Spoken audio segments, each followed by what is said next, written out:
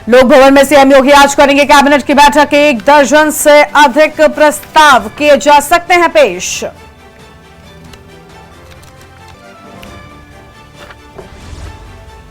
संसद के सत्र का आज 12वां दिन। संसद में लगातार हो रहा हंगामा। संसद की सुरक्षा में हुई चूक को लेकर लगातार हो रहा हंगामा। इंडिया गठबंधन की चौथी बैठक आज। राहुल, नीतीश, केजरीवाल और अखिलेश यादव जैसे कई बड़े नेता होंगे शामिल। सीट शेयरिंग, सांसदों का निलंबन पर चर्चा संभव। कल पूर्वांचल के दौरे पर आएंगे बीजेपी के अध्यक्ष जेपी नड्डा। 1 दिवसीय दौरे पर बस्ती गोरखपुर आएंगे नड्डा। प्रतियोगिताओं का हिस्सा बन युवाओं का करेंगे समर्थन। कोरोना के नए वेरिएंट JN1 मिलने के बाद अलर्ट जारी। कर्नाटक में 60 साल के ऊपर लोगों के लिए मास्क अनिवार्य। उत्तर भारत में शीतलहर। कश्मीर और हिमाचल में जमने लगे झरने और तालाब। तापमान में तेज गिरावट जारी।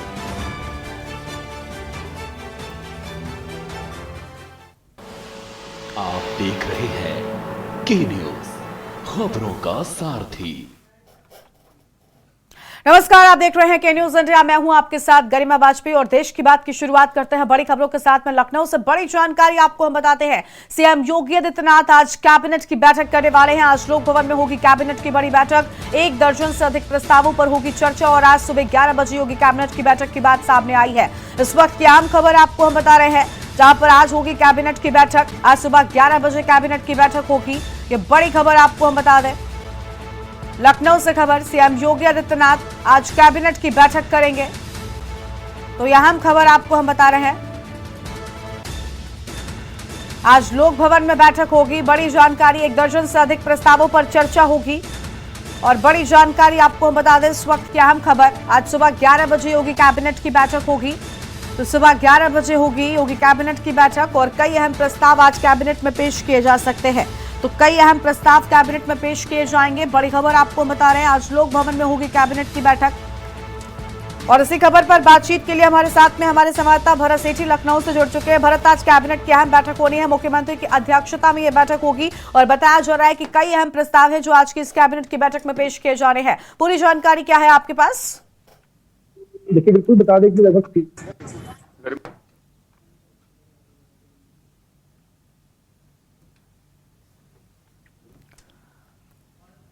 भरत से संपर्क नहीं हो पा रहा है ठीक तरीके से, उनकी आवाज नहीं मिल रही है। बड़ी खबर आपको हम बता दें, जहां पर सीएम योगी आज कैबिनेट की बैठक करेंगे। बड़ी खबर आपको हम बता दें और आज कैबिनेट की बैठक सुबह 11 बजे शुरू हो जाएगी और इस बैठक में कई अहम प्रस्तावों को लेकर बातचीत होनी है। तो लखनऊ से खबर, सीएम योगी आदित्यनाथ आज कैबिनेट की बैठक होगी। और भरत एक बार फिर से हमारे साथ में जुड़ चुके हैं। भरत, 1 दर्जन से अधिक प्रस्तावों पर चर्चा होनी है और कई अहम प्रस्ताव हैं जो आज की इस बैठक में पेश किए जा सकते हैं। पूरी जानकारी क्या है आपके पास? देखिए, लगभग 3 हफ्ते बाद जो कैबिनेट की बैठक होने जा रही है, सिर्फ मुख्यमंत्री योगी आदित्यनाथ की अध्यक्षता में बैठक है और तमाम जो इसमें प्रस्ताव है वो पारित हो सकते हैं।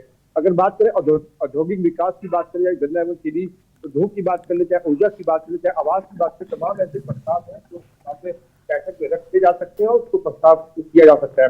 अगर बात करें वन विभाग के 4वीं श्रेणी के जो वर्कर्स थे, जो एम्प्लॉइज है, अब उनको वन रक्षक के पद पर भी प्रमोशन मिल सकता है। तमाम जो प्रस्ताव है और भी पारित होंगे। कैबिनेट की बैठक की एक महत्वपूर्ण बैठक मानी जा रही है, क्योंकि लगातार जो बैठकें चल रही है वो 2024 के चुनाव को लेकर जनता को कितना फायदा मिल सके बैठक में, ये सब चर्चाओं को निश्चित तौर पर ये सब चर्चाएं होंगी। अब देखना ये होगा कि लगभग जो 11 बजे लोक भवन में बैठक होगी उसमें और कौन से प्रस्ताव सामने रखे जाएंगे और कौन कौन से प्रस्ताव पारित होंगे।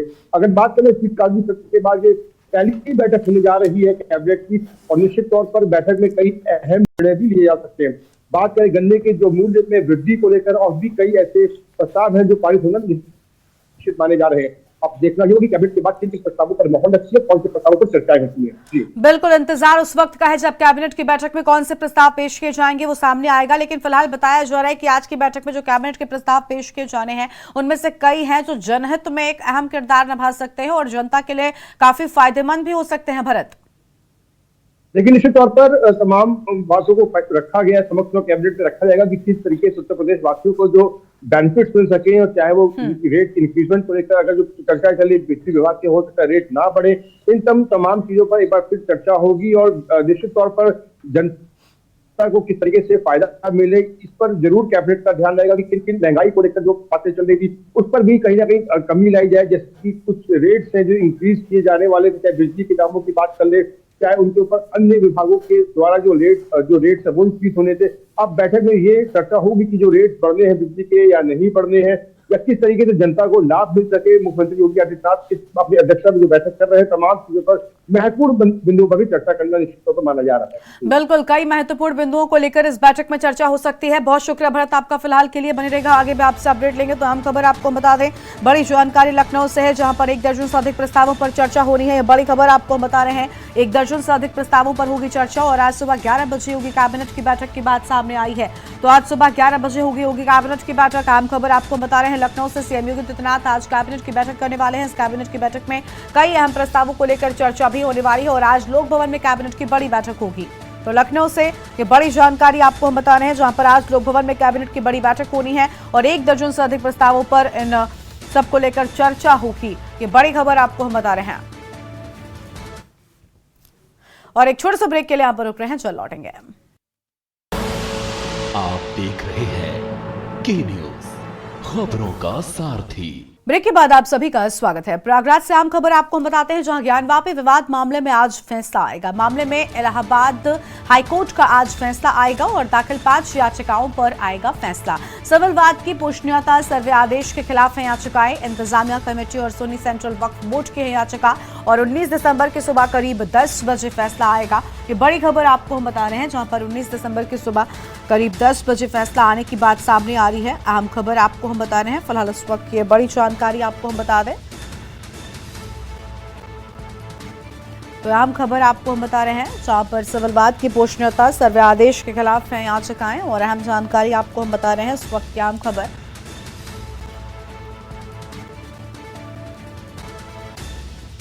ये बड़ी जानकारी आपको हम बता दें, इस वक्त की अहम जानकारी। और प्रयागराज से खबर, ज्ञानवापी विवाद मामले में आज फैसला सामने आ जाएगा।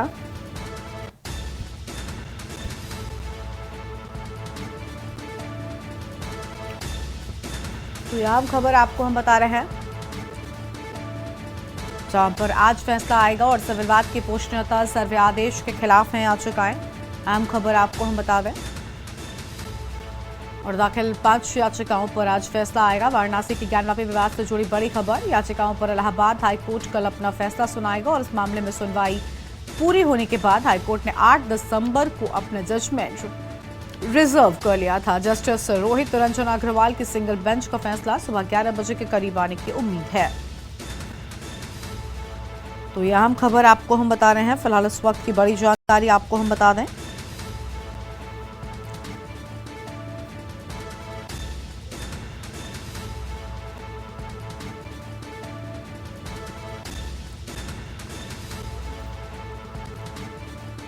और इसी खबर पर बातचीत के लिए हमारे साथ में हमारे संवाददाता राहुल मिश्रा जुड़ चुके हैं प्रयागराज से। राहुल, अहम फैसला आना है, पूरी जानकारी क्या है? क्योंकि 5 याचिकाएं जो दाखिल की गई थी उनको लेकर आज बताया जा रहा है कि जो फैसला है वो सामने आ सकता है।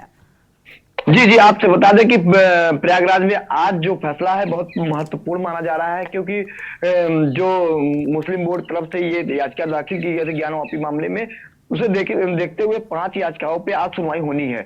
और ये बताया जा रहा है कि लमसम क्योंकि पहली फाइल है, ज्ञानवापी बहुत बड़ा मामला है, बहुत बड़ा मुद्दा है, तो पहली फाइल है इनकी हाईकोर्ट में, क्योंकि 10 बजे तक वहां पे जो पीठाधीश हैं, जो जज है न्यायाधीश, वो बैठेंगे और पहले मामले में ज्ञानवापी मामला उठाएंगे।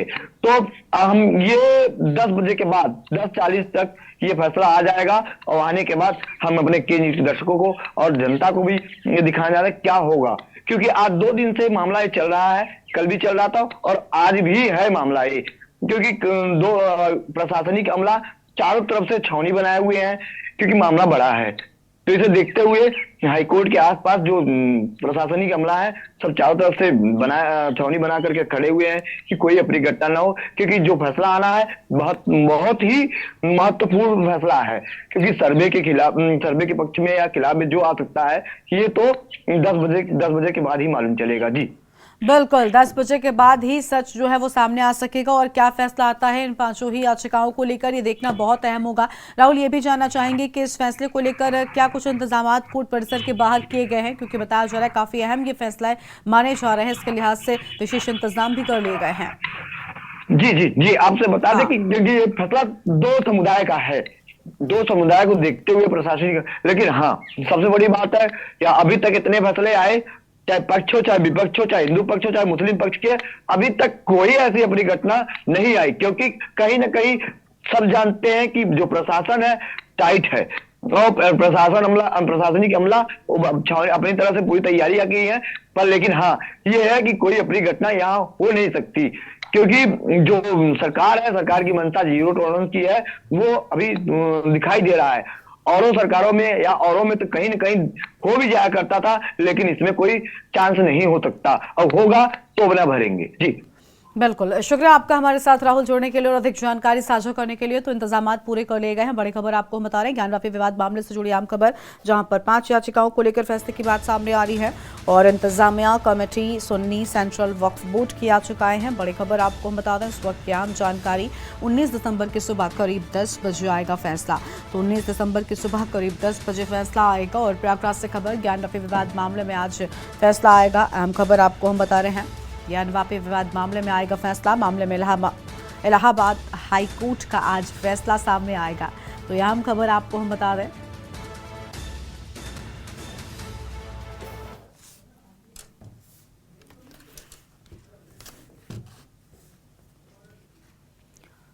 आगे बढ़ते हैं खबरों की ओर। अयोध्या से खबर आपको हम बताते हैं, जहां राम मंदिर प्राण प्रतिष्ठा को लेकर प्रशासन अलर्ट है। कमिश्नर ने अधिकारियों व कर्मचारियों को चेतावनी दी है, बिना सूचना जिले से बाहर जाने पर रोक लगा दी। बाहर जाने के लिए कमिश्नर डीएम की अनुमति जरूरी बता दी है। तो ये बड़ी जानकारी आपको हम बता रहे हैं, बिना सूचना जिले से बाहर जाने पर रोक लगाई है। अहम जानकारी आपको हम बता दें, फिलहाल इस वक्त की अहम खबर।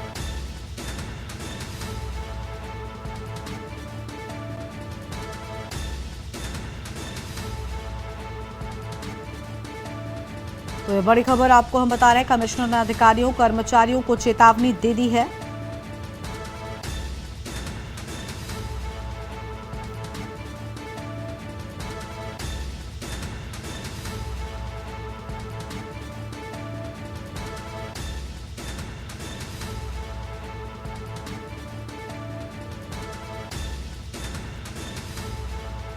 और इसी खबर पर बातचीत के लिए हमारे साथ हमारे संवाददाता अयोध्या से आरपी सिंह जुड़ चुके हैं। आरपी, आपको बता दें कि बिना सूचना ही जिले से बाहर जाने पर रोक लगा दी गई है। पूरी जानकारी क्या है आपके पास?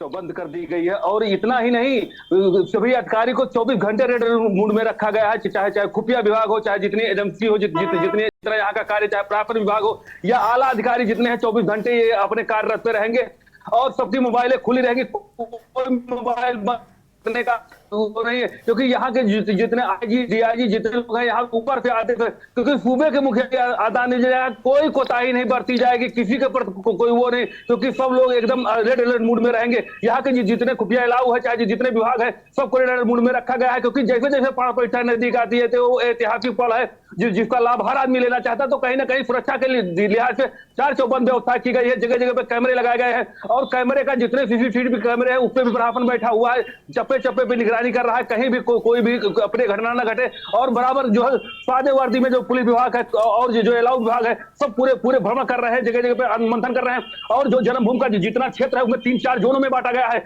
रेड जोन है, येलो जोन है और जो है ऐसे करके 4-5 जोन में बांटा गया। वहां पे इतनी चेकिंग हो रही, कोई अंदर जा नहीं सकता, न कोई परिंदा पर नहीं मार सकता, इतना टाइट व्यवस्था की गई है। जी बिल्कुल, बेहद खास और बहुत सख्त व्यवस्थाएं प्रशासन अभी से करना शुरू कर चुका है। आरपी, हम ये भी जानना चाहेंगे कि देखिए जैसे जैसे तारीख नजदीक आ रही है, अयोध्या प्रशासन के लिए भी एक बड़ी चुनौती होती जा रही है, क्योंकि सभी चीजों की व्यवस्थाओं को पूरी तरीके से संभालना कहीं ना कहीं उन्हीं की जिम्मेदारी है। और जब ये विशेष मौका आएगा, जब 22 जनवरी की वो तारीख आएगी जब रामलला विराजेंगे, उस दौरान वीवीआईपी का जमावड़ा कुछ दिनों पहले से ही लग जाएगा। तो ऐसे में उन वीवीआईपीज की सुरक्षा घेरे को लेकर कितनी तैयारियां हैं? हालांकि सभी की व्यक्तिगत सुरक्षा भी होती है, लेकिन अयोध्या प्रशासन क्या कुछ कर रहा है? किस तरीके से तैयारियां की जा रही हैं? जी गर्मा जी, आपको बताना चाहेंगे 4 चौबंद व्यवस्थाएं की गई है। यहाँ जो है वो पहले 5 दिन पहले फिर यहाँ पे जितने मंत्री हैं सब आ जाएंगे, सबके होटल से लेकर के रहने की व्यवस्थाएं अलग अलग कर दी गई है। रूट डायवर्जन भी किया गया, वीआईपी मूवमेंट किधर से आएगा, क्या कहना, क्योंकि ये वो ऐतिहासिक पल है, सबका इंतजार है। 500 वर्षों की तपस्या है। रामायण में कहा गया है, राम राज बैठे त्रिलोका, हर्षित बह गए सब शोका। तो वो समय आ चुका है जब राम राज बैठने जा रहे हैं। कहीं ना कहीं जितनी दिक्कतें जो है सब खत्म होती जा रही हैं, और जितनी चीजें, तो ऐतिहासिक पल है कि जब राम राज आने वाला है, और सबका इंतजार रहेगा कि कब भगवान राम अपने भव्य दिव्य मंदिर में विराजमान होंगे। तो हर आदमी इतना प्रफुल्लित, इतना वो है कि किसी के वर्णन नहीं किया जा सकता। यहाँ पे यहाँ की जनता ने, पूरे विश्व की जनता की निगाहें अयोध्या पे लगी हुई है कि यहाँ पे वो पल आ रहा है जो एकदम ऐतिहासिक पल है, और रामराज में परिवर्तन होता जा रहा है। तो कहा नहीं जा सकता, ऐतिहासिक पल है रामनगरी अयोध्या का। अभी यहाँ के कुछ लोग खड़े हैं, अभी बात कराते हैं। आइए भाई, क्या रहेगा 5 मिनट, आइए। तो ये है ऐतिहासिक पल की, कुछ कहा नहीं जा सकता जी। बिल्कुल, साफ तौर पर अभी कुछ भी फिलहाल देखिए कह पाना पूरी तरीके से ठीक नहीं होगा, लेकिन इंतजामात काफी तेजी के साथ में किए जा रहे हैं और प्रशासन भी काफी अलर्ट हो चुका है। शुक्रिया आपका आरपी हमारे साथ जुड़ने के लिए, अहम खबर हमारे दर्शकों के साथ में साझा करने के लिए। तो बड़ी जानकारी आपको बता दें, जहां पर कमिश्नर ने अधिकारियों और कर्मचारियों को चेतावनी दे दी है, यह बड़ी खबर आपको बता दें। और बेहद तेजी के साथ में व्यवस्थाएं अभी से शुरू कर दी गई है, प्रशासन भी अलर्ट मोड पर आ चुका है। एक छोटे से ब्रेक के लिए रुक रहे हैं, ब्रेक के बाद खबरों का सिलसिला जारी रहेगा। आप देख रहे हैं के न्यूज, खबरों का सारथी। ब्रेक के बाद आप सभी का स्वागत है। एक और खबर आपको अयोध्या से ही बताते हैं। 22 जनवरी को प्राण प्रतिष्ठा की तैयारी है। 4000 संतों को इसमें न्योता भेजा गया है। भारत के सभी परंपराओं के संतों को न्योता भेजा गया है। अंडमान निकोबार के रहने वाले धर्मगुरु को भी न्योता भेजे जाने की बात सामने आई है। झारखंड वनवासी क्षेत्र के धर्मगुरु को न्योता भेजा गया है। 125 संत परंपराओं के धर्मगुरुओं को भी आमंत्रित किया गया है। सन्यासी और बैरागियों के 13 अखाड़े, 6 दर्शन के दर्शनाचार्य, स्वामी वासुदेवानंद सरस्वती ज्योतिर्मठ के शंकराचार्य, गोवर्धन पीठ के शंकराचार्य, शारदा पीठ के शंकराचार्य और श्रृंगेरी पीठ के शंकराचार्य को भी इसमें आमंत्रित किया गया है। आर्ट ऑफ लिविंग गायत्री परिवार समेत 2200 ग्रस्त लोगों को न्योता भेजे जाने की बात सामने आई है। और 23 जनवरी से होगी 48 दिन की मंडल पूजा। चंपत राय ने प्रेस वार्ता कर सबकी जानकारी दी है। तो ये बड़ी खबर अयोध्या से आपको हम बता रहे हैं, जहां पर सभी परंपराओं के संतों को आमंत्रित किया गया है और बेहद खास ये मौका होगा। 500 सालों का एक लंबा इंतजार राम भक्तों का खत्म हो रहा है और वो घड़ी अलौकिक हो, उस घड़ी के साक्षी बन सकें इस देश के सभी लोग और सभी संत महंत इसमें हिस्सा ले सके। ये मौका बेहद खास हो, क्योंकि ये वो वक्त होगा जब भगवान श्री राम अपने दिव्य भव्य और अलौकिक मंदिर में विराजेंगे, जब राम भक्तों का सदियों पुराना इंतजार खत्म होगा। और 23 जनवरी से 48 दिन की मंडल पूजा की भी शुरुआत हो जाएगी। ये बड़ी खबर अयोध्या से आपको हम बता दें, चंपत राय ने प्रेस वार्ता कर सबकी जानकारी साझा की है। तो यह अहम खबर आपको हम बता रहे हैं अयोध्या से खबर। 22 जनवरी को प्राण प्रतिष्ठा की तैयारी, बड़ी जानकारी आपको बता दें। 4000 संतों को आमंत्रित किया गया है।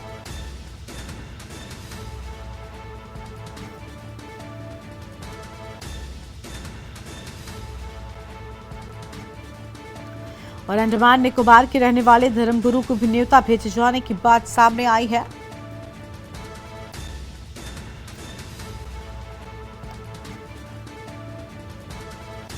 और 125 संत परंपराओं के धर्मगुरुओं को भी न्योता भेजे जाने की बात। सन्यासी और बैरागियों के 13 अखाड़े, 6 दर्शन के दर्शनाचार्य, इन सभी को बुलाए जाने की बात सामने आई। अहम खबर आपको हम बता रहे हैं।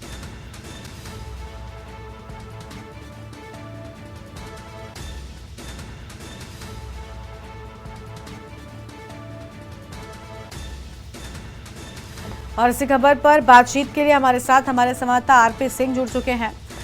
और आरपी, 23 जनवरी से 48 दिनों की मंडल पूजा की भी शुरुआत हो जाएगी, लेकिन उससे पहले 22 जनवरी को लेकर बात कर लेते हैं। देश की सभी परंपराओं के जो संत हैं, धर्मगुरु हैं, उन सबको आमंत्रित किया गया है।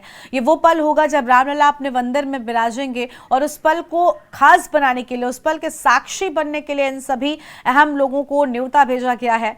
क्या है और जानकारी आपके पास आरपी? जी, आपको बताना चाहेंगे कि रामनगरी अयोध्या में सबको इंतजार है कि रामलला कब अपने भव्य दिव्य मंदिर में विराजमान होंगे। हम उस पल का साक्षी बने, पहुंचे अयोध्या, रामनगरी अयोध्या में, तो हर पल को, लेकिन ट्रस्ट ने उन्हें वीआईपी मूवमेंट को आमंत्रण किया है, जो सेलिब्रेटिंग है और जितने चाहे जो मॉडरेट है या फिल्मी स्टार है, सबको आमंत्रण किया गया है, चाहे अडानी हो चाहे अंबानी हो, सबको आमंत्रण किया गया। तो कहीं ना कहीं ऐतिहासिक पल है रामनगरी अयोध्या में, सबका इंतजार है, इसीलिए लोग यहाँ आ रहे हैं। और जो है प्राण प्रतिष्ठा के बाद 28 दिन तक यहाँ पे कार्यक्रम चलेगा प्राण प्रतिष्ठा का। तो कहीं ना कहीं रामनगरी अयोध्या ऐतिहासिक पलों से गुजर रही है और यहाँ पे जो वीआईपी मूवमेंट किया गया है। जी बिल्कुल, साफ तौर पर ऐतिहासिक मौका जो है उसका इंतजार हो रहा है और सभी को आमंत्रित किया गया है। आरपी, 22 जनवरी को प्राण प्रतिष्ठा के बाद मंडल पूजा की भी शुरुआत हो जाएगी। 23 जनवरी से भी यहां पर लगातार पूजा पाठ अर्चना जारी रहेगी, यानी राममय माहौल बनाने को लेकर, इस विशेष घड़ी का उत्सव मनाने को लेकर एक लंबा जो है वो प्लान तैयार हो चुका है और काफी दिनों तक अयोध्या में रौनक रहने वाली है। जी, आपको बताते चले, जैसे प्राण प्रतिष्ठा खत्म हो जाएगी तैसे 48 दिनों तक ये कार्यक्रम चलता रहेगा और ऐतिहासिक कार्यक्रम चलता रहेगा। जो जितने यहाँ के लोग दर्शनार्थी वो भी आएंगे, आनंद से विभोर होंगे। क्यों ना विभोर हो, ये भगवान राम का प्राण प्रतिष्ठा का मामला है।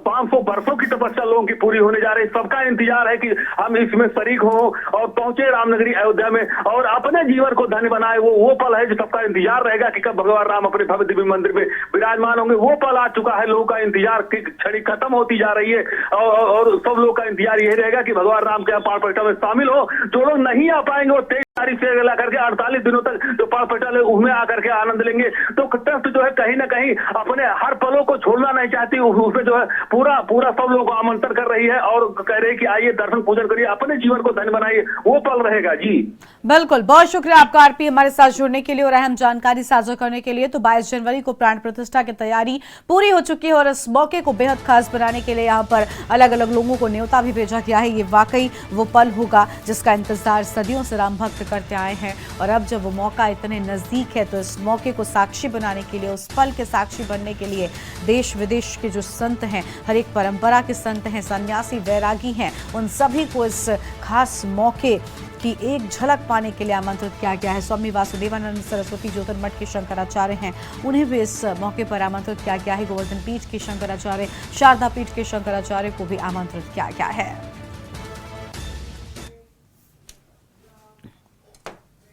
और एक ब्रेक के लिए यहाँ पर रुकते हैं, जो लौटेंगे। आप देख रहे हैं के न्यूज, खबरों का सारथी। ब्रेक के बाद आप सभी का स्वागत है। दिल्ली से आम खबर आपको हम बताते हैं, देश में एक बार फिर से कोरोना की दस्तक नजर आ रही है। केंद्र सरकार ने राज्य सरकारों को एडवाइजरी जारी कर दी है। आगामी त्योहारों के सीजन को लेकर एडवाइजरी जारी की गई है। सुरक्षा के मद्देनजर एहतियाती कदम उठाने के निर्देश भी दे दिए गए हैं। तो ये बड़ी खबर आपको हम बता रहे हैं, जहां पर सुरक्षा के मद्देनजर एहतियाती कदम उठाने के निर्देश दिए जाने की बात सामने आई है। बड़ी खबर आपको हम बता रहे हैं। फिलहाल उस वक्त की आम खबर आपको हम बता दें दिल्ली से, जहां देश में एक बार फिर से कोरोना ने दस्तक दे दी है। तो दिल्ली से यह बड़ी जानकारी, एक बार फिर से कोरोना ने दस्तक दी है और केंद्र सरकार ने राज्य की सरकारों को एडवाइजरी जारी कर दी है। आगामी त्योहारी सीजन को लेकर एडवाइजरी दी गई है। बड़ी खबर आपको हम बता दें, जहां पर आगामी त्योहारी सीजन को लेकर एडवाइजरी दी गई है और सुरक्षा के मद्देनजर एहतियाती कदम उठाने के भी निर्देश दे दिए गए हैं। प्रवेश शर्मा हमारे साथ में इसी खबर पर बातचीत के लिए विस्तार से दिल्ली से जुड़ चुके हैं। प्रवेश, एक बार फिर से कोरोना महामारी का खतरा नजर आ रहा है। केंद्र सरकार ने राज्य सरकारों को एडवाइजरी तक जारी कर दी है, ये एक बड़ी बात है और कोरोना का खतरा एक बार फिर से लोगों को डरा रहा है। दिल्ली में फिलहाल क्या स्थिति है, क्योंकि हमने देखा कि कुछ जगहों पर कोरोना संक्रमितों की संख्या भी सामने आने लगी और साथ ही साथ कुछ जगहों पर कोरोना से मौत तक की खबर सामने आ रही है। इसके पीछे का सच क्या है?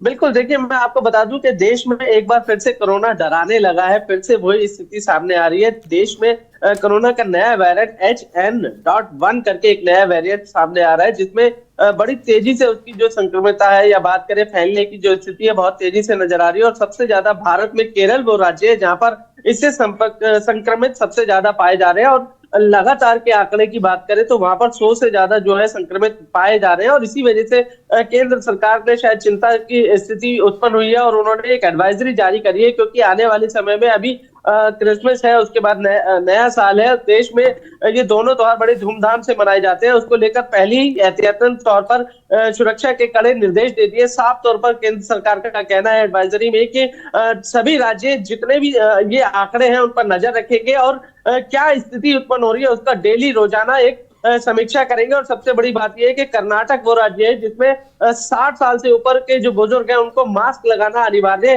खुद राज्य सरकार ने कर दिया। और दूसरी बड़ी बात मैं आपको बता दूं कि कल जो है मनसुख मांडविया जो केंद्रीय स्वास्थ्य मंत्री है वो सभी राज्यों से वीडियो कॉन्फ्रेंसिंग के जरिए सभी आंकड़ों और सुरक्षा की स्थिति पर या बात करें किस तरीके से ये फैल रहा है सभी राज्यों से चर्चा करते हुए नजर भी आएंगे। बिल्कुल, तो इन सभी चीजों को लेकर चर्चा भी हो सकती है। भरत सेठी हमारे साथ में लगातार बने हुए हमारे संवाददाता हैं, लखनऊ से जुड़ चुके हैं। भरत, क्या एक बार फिर से मास्क अप करने का वक्त आ गया है? देखिए, निश्चित तौर पर जिस तरीके से एक बार फिर कोरोना ने दस्तक दे दी उससे दहशत में लोग हैं, क्योंकि कोरोना का जो वेरिएंट है बेहद खतरनाक बताया जा रहा है। इस पर यह रिसर्च चल रहा है। अगर बात करें 5 मौतें हो चुकी हैं, जिससे केरल में सबसे ज्यादा 4 मौतें हैं, उत्तर प्रदेश में एक शख्स की मौत हुई है।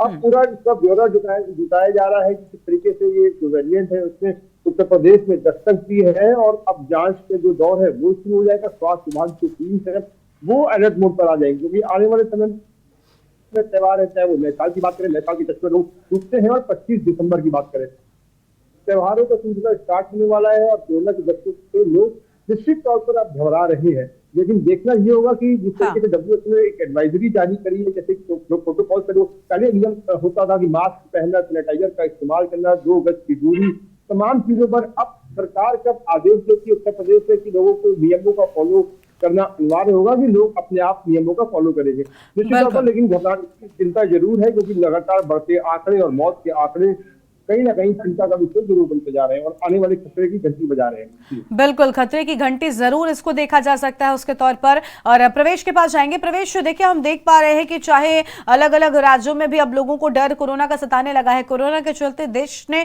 देखा है वो दौर जब ये महामारी देश पर, दुनिया पर हावी हुई थी, लेकिन अब जब एक बार फिर से मास्क अप करने का टाइम आ चुका है, ऐसे में क्रिसमस का त्योहार बहुत नजदीक है, जैसा भरत ने कहा, नया साल का मौका आने वाला है, ऐसे में लोग एक राहत भरी सांस महसूस कर रहे थे। कोरोना जा चुका था ऐसा लग रहा था और लोग अब खुले में निकलने लगे थे, लेकिन क्या अब इन मौकों पर, इन त्योहारों पर भी बच के रहने की जरूरत होगी? क्योंकि ऐसे मौकों पर लोगों की गैदरिंग्स बहुत ज्यादा होती है, लोग पार्टी करते हैं, तो इन चीजों से क्या लोगों को बचना होगा? क्या एडवाइजरी में ऐसा कोई जिक्र है?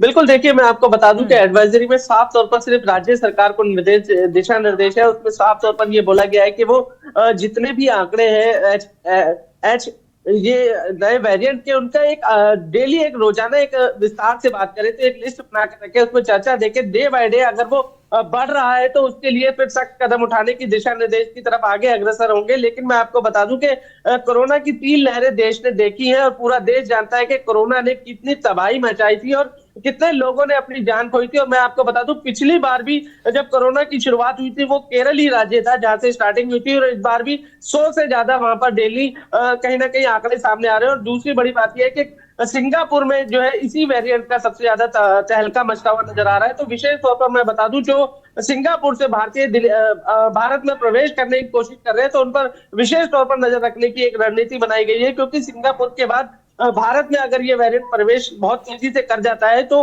कहीं ना कहीं चिंता की स्थिति होगी। और जो कोरोना के जो 3 लहर देश ने देखी तो उससे रहते जो है इस बार केंद्र सरकार ने पहले से जो है एडवाइजरी जारी कर बिल्कुल एडवाइजरी जारी कर कहीं ना कहीं राज्य सरकारों को अलर्ट मोड पर इन आंकड़ों को रखने के लिए कहीं ना कहीं कह सकते हैं बोला गया है। लेकिन अब जनता को भी समझदारी से अपना जो कर्तव्य है वो निभाना होगा, कुछ ऐसे मौकों से बचना होगा और साथ ही साथ खुद का ध्यान खुद भी रखना होगा। शायद तभी इस महामारी से लड़ पाने में हम कामयाब हो पाएंगे। भरत के पास एक बार फिर से चलते हैं। भरत, जैसा कि नए साल को लेकर हमने बात किया, जो अभी त्योहार आ रहे हैं इन सब को लेकर हमने बात कर ली, लेकिन दूसरी बात यह कि देखिए जनता कोरोना से डरी हुई है। हमने कोरोना के दौरान के बदहाल हालातों की तस्वीरों को भी देखा है, जिन्हें देखकर ही एक आम व्यक्ति के लिए सहम जाना काफी होता था। तो ऐसे में कहीं ना कहीं जो कोरोना के दौरान चीजें थी वो चीजें दोबारा से ना हो, क्या जनता भी अपनी सहभागिता इस मामले में पूरी तरीके से निभाएगी? क्या जनता भी एक्टिव हो जाएगी और सतर्क हो जाएगी? इस एडवाइजरी के बाद एक असर उस पर देखने को मिलेगा?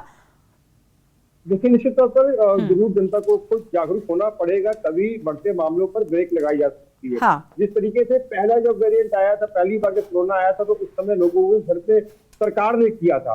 उसके बाद जब दूसरा वेरिएंट, दूसरी बार कोरोना आया डेल्टा कहते, तब मौतों का आंकड़ा बढ़ा और सरकार ने भले ही देर से लॉकडाउन लगाया हो, लेकिन जो लोग थे वो अपने आप को घर में उन्होंने बंद कर लिया था, नहीं निकल रहे थे, क्योंकि ये खौफ था।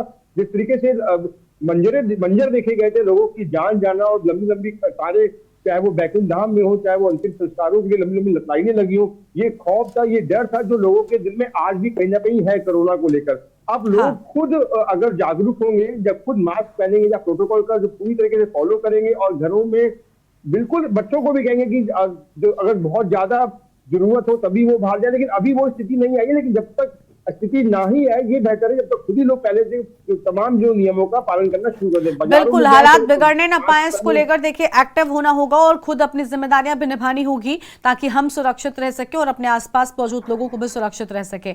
प्रवेश के पास एक बार फिर से आएंगे। प्रवेश, कोरोना के दौरान कुछ चीजें बहुत आम हो गई थी, चाहे वो सैनिटाइजर की बात कर लें, क्या अब एक बार फिर से इन सारी चीजों की डिमांड शुरू हो जाएगी? क्योंकि हमने देखा है कि जिस तरीके से आंकड़े बढ़ रहे हैं और आपने कहा अभी कि केरल से शुरुआत इसके पहले भी जब कोरोना आया तब हुई थी और अभी भी केरल में मामले सबसे ज्यादा हैं, तो क्या वहां पर किसी तरीके के कोई क्वारंटीन की बात सामने आ रही है? जिन लोगों में इस तरीके के लक्षण पाए जा रहे हैं, जो पॉजिटिव आ रहे हैं मरीज, क्या उनको क्वारंटीन किया जा रहा है? उनको अस्पतालों में कितने इंतजाम उनको लेकर किए गए हैं? क्या ऐसी कोई जानकारी मिली है फिलहाल अभी तक आपको? बिल्कुल, देखिए मैं आपको बता दूं कि केरल वो राज्य है जहां पर सबसे ज्यादा वेरिएंट पाया जा रहा है, तो वहां पर सुरक्षा के कड़े निर्देश तो पहले से दे दिए गए हैं। मास्क और सैनिटाइजर को लेकर नो अलर्ट भी है, लेकिन सबसे बड़ी बात यह है कि कई बार हम देखते हैं कि लोग लापरवाही करते हैं। कई लोग इस बात को बहुत देरी से एक्सेप्ट करते हैं कि कोरोना जैसा कोई वेरिएंट हमारे देश में फैला हुआ है, जिसकी वजह से वो लगातार लापरवाही कर देते हैं और लापरवाही की वजह जो है फिर धीरे धीरे धीरे फैलते फैलते वो पूरे देश में पहुंच जाती है। ऐसे आंकड़े कई बार हमने पहले भी देखा था। चीन से शुरुआत भले ही हुई थी, लेकिन जिस तरीके से इंटरनेशनल फ्लाइटें आती जाती रही और काफी देर बाद सभी देशों ने जो है अपने आप को अलर्ट मोड पर डाला, तो उसका खामियाजा लगभग सभी ने उठाया और यही वजह थी कि कोरोना पूरे देश में तबाही मचाकर चला गया। और सबसे बड़ी बात है कि 3 लहर सबने देखी है, डर लोगों के अंदर है, लेकिन जब बात आती है सख्ती की या पालन की या अपनी खुद की सेफ्टी की, तो लोग उसमें कहीं ना कहीं, दिल्ली की मैं विशेष तौर पर बात कर रहा हूं, तो वो लापरवाह दिखते हैं। मैं आपको बता दूं कि एडवाइजरी अभी सिर्फ राज्य सरकारों के लिए है और उसमें सिर्फ आंकड़ों पर नजर रखने की बात है, लेकिन 25 दिसंबर को भी पूरी दिल्ली जो है जश्न मनाएगी, नए साल पर भी जश्न मनाएगी। और कोरोना जब तक थोड़ा आगे अपना पांव नहीं बढ़ा लेगा, तब तक मुझे लगता है कि सरकार भी कहीं ना कहीं सख्ती से दिल्ली में नियम लागू नहीं करेगी। जी बिल्कुल बिल्कुल, यानी नियम सरकार की ओर से ऐसे कोई लागू नहीं किए गए हैं, लेकिन अब खुद का ध्यान खुद रखना है। इस बात का भी ध्यान रखना होगा क्योंकि हमें इस बीमारी से खुद लड़ना होता है और ये बीमारी हम लोगों को कितना नुकसान पहुंचा चुकी है, देश दुनिया में कितनी तबाही मचा चुकी है, मुझे लगता है वो सभी जानते हैं। शुक्रिया आप दोनों को हमारे साथ जुड़ने के लिए और बातचीत के लिए। तो अहम खबर आपको बता दें, जहां पर केंद्र सरकार ने राज्य सरकारों को एडवाइजरी जारी करती है और कोरोना का कहर एक बार फिर से बढ़ता हुआ नजर आ रहा है। बड़ी खबर आपको हम बता रहे हैं, आगामी त्योहारों को देखते हुए एडवाइजरी भी जारी कर दी गई है। आम खबर, सुरक्षा के मद्देनजर एहतियाती कदम उठाने के भी निर्देश जारी कर दिए गए हैं। एक छोटे से ब्रेक के लिए आप रुक रहे हैं, जो लौटते हैं। आप देख रहे हैं के न्यूज, खबरों का सारथी। ब्रेक के बाद आप सभी का स्वागत है। लखनऊ से खबर आपको हम बताते हैं, सपा का इंडिया गठबंधन की आज बैठक। सपा के इंडिया गठबंधन की आज बैठक में रहेगा सीट बंटवारे पर जोर। अखिलेश यादव और जयंत चौधरी बैठक में शामिल होंगे, तो अखिलेश यादव और जयंत चौधरी बैठक में शामिल होंगे। ये बड़ी खबर आपको हम बता रहे हैं। फिलहाल इस वक्त की आम खबर आपको हम बता दें,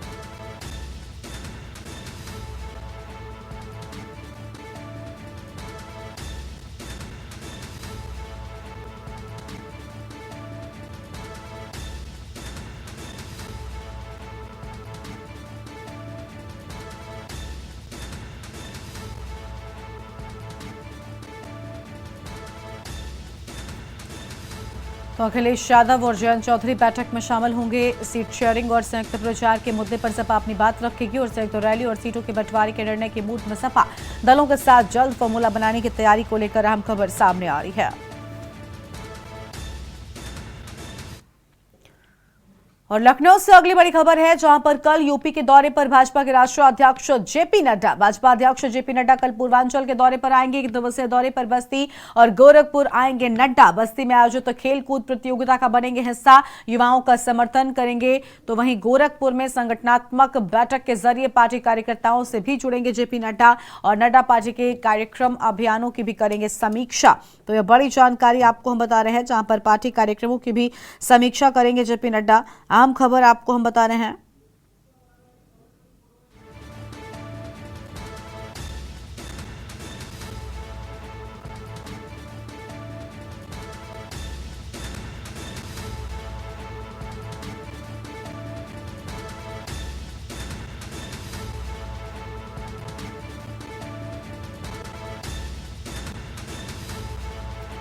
फिलहाल ये बड़ी खबर आपको हम बता दें लखनऊ से। तो भाजपा अध्यक्ष जेपी नड्डा कल पूर्वांचल के दौरे पर आएंगे।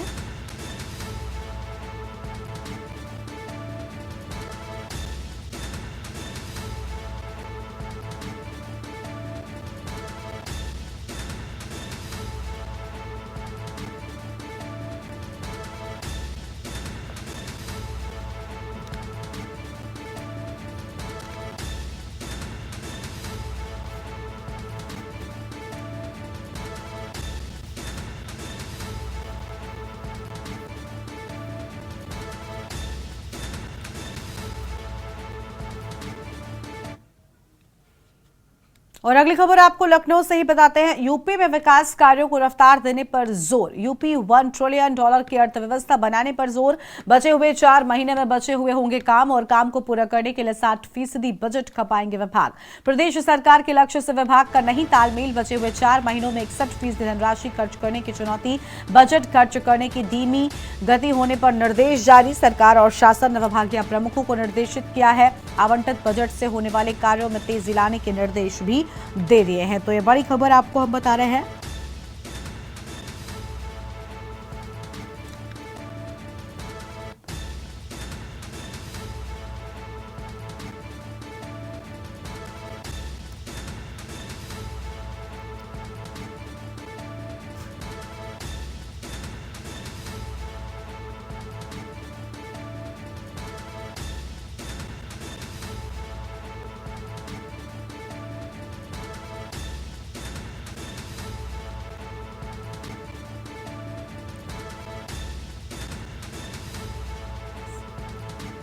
आवंटित बजट से होने वाले कार्यों में तेजी लाने के निर्देश। फिलहाल ये बड़ी खबर आपको हम बता रहे हैं, जहां तेजी लाने के निर्देश जारी किए जाने की बात सामने आई है। फिलहाल ये आम खबर आपको हम बता दें।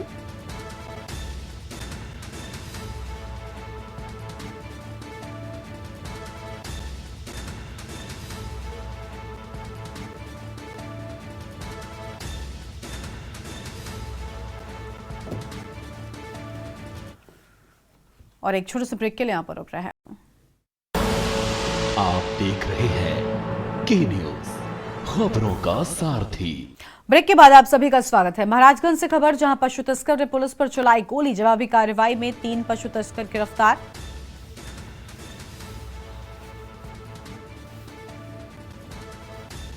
उससे पहले एक अहम खबर का रुख कर लेते हैं, जहां पर एफआई हॉस्पिटल के सामने चल रहे हुक्का पार्लर पर बवाल की बात सामने आई है। और लखनऊ से खबर, गॉडफादर हुक्का पार्लर पर हुआ बवाल। तो लखनऊ से बड़ी जानकारी आपको बता दें।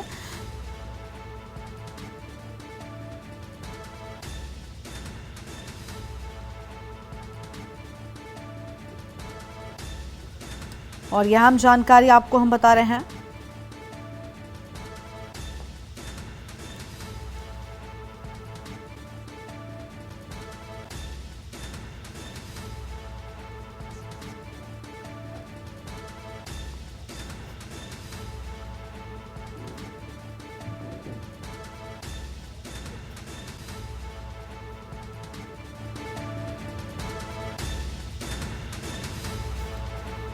और इसी खबर पर बातचीत के लिए हमारे साथ हमारे संवाददाता भरत सेठी जुड़ चुके हैं। भरत, गॉडफादर हुक्का पार्लर में जमकर बवाल हुआ है, क्या है पूरी जानकारी आपके पास?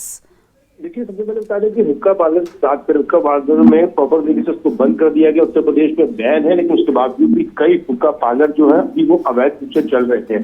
अगर बात करें, कल देर रात हुक्का बार है जिसका नाम गॉडफादर है, वहां पर दो पक्षों में जमकर बवाल हुआ और आए दिन जानकारी जो मिल रही है वहां पर विवाद होते रहते हैं। दोनों पक्ष आमने सामने आ गए तो वहां पर लाठी डंडे तक चलने की नौबत आ गई और लाठी डंडे चले और अगल बगल जो गाड़ियां खड़ी थी, इनोवा कारें खड़ी थी, उससे भी शीशों को तोड़ा गया।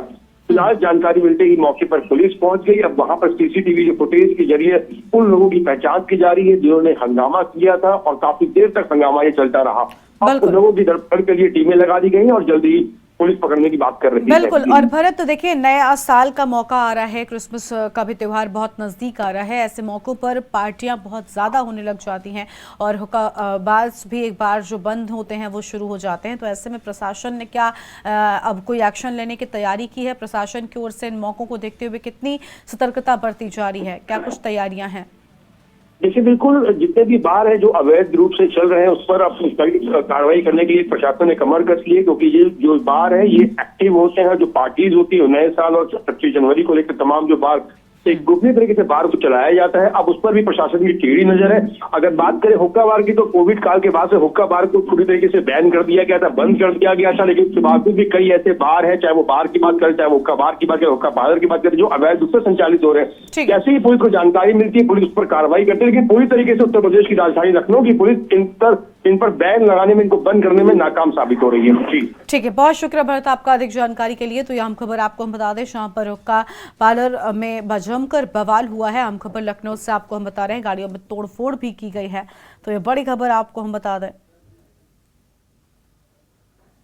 जहां तोड़फोड़ किए जाने की बात सामने आई है।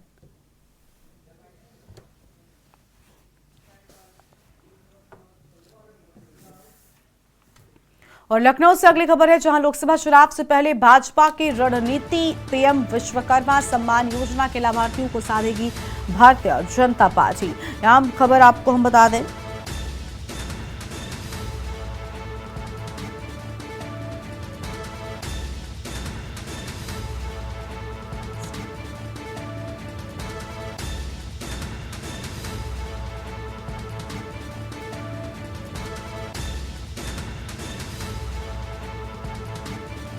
तो ये बड़ी खबर आपको हम बता रहे हैं, जहां पर बीजेपी ने बनाई वोट बैंक में तब्दील करने की रणनीति और पीएम विश्वकर्मा सम्मान योजना के लाभार्थियों को साधेगी बीजेपी। कारीगरों और छोटे दुकानदारों से संपर्क की तैयारी, बीजेपी ने वोट बैंक में तब्दील करने की रणनीति बनाई। पार्टी के राष्ट्रीय महामंत्री सुनील बंसल बैठक करेंगे और 21 दिसंबर को बैठक में रूपरेखा पेश करेंगे। तो यह जानकारी आपको हम बता रहे हैं।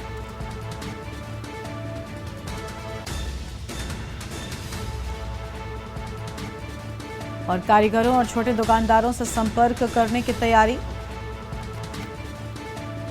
फिलहाल ये बड़ी खबर, बीजेपी ने बनाई वोट बैंक में तब्दील करने की रणनीति।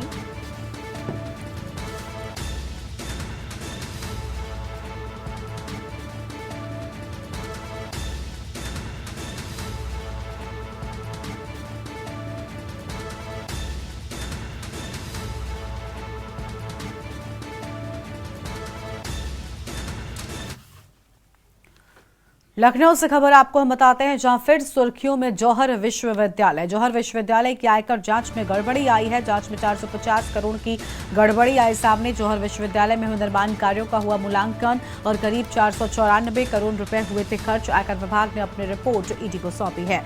तो आयकर विभाग ने अपनी रिपोर्ट ईडी को सौंपी है। जांच में 450 करोड़ की गड़बड़ी सामने आई। बड़ी खबर आपको हम बता रहे हैं। फिलहाल इस वक्त की आम खबर, जौहर विश्वविद्यालय में हुए निर्माण कार्यों का हुआ मूल्यांकन और अहम जानकारी आपको हम बता दें, जांच में 450 करोड़ की गड़बड़ी सामने आई है। ये बड़ी खबर आपको हम बता रहे हैं। और जौहर विश्वविद्यालय में हुए निर्माण कार्य का मूल्यांकन हुआ। तो यह अहम जानकारी आपको बता दें, करीब 494 करोड़ रुपए खर्च हुए थे। आयकर विभाग ने अपनी रिपोर्ट ईडी को सौंपी है। तो यह अहम खबर आपको हम बता दें, लखनऊ से फिर सुर्खियों में आया जौहर विश्वविद्यालय।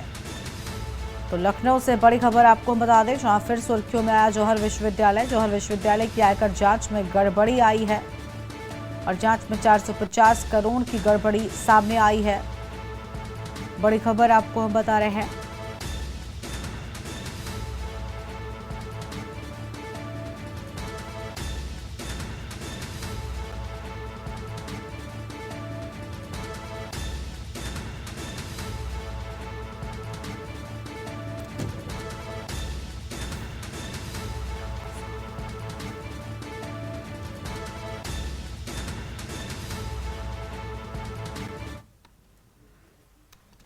तो यह अहम खबर आपको हम बता रहे थे और देश की बात में फिलहाल इतना ही। तमाम बड़ी खबरों के लिए आप देखते रहिए AK News India। नमस्कार।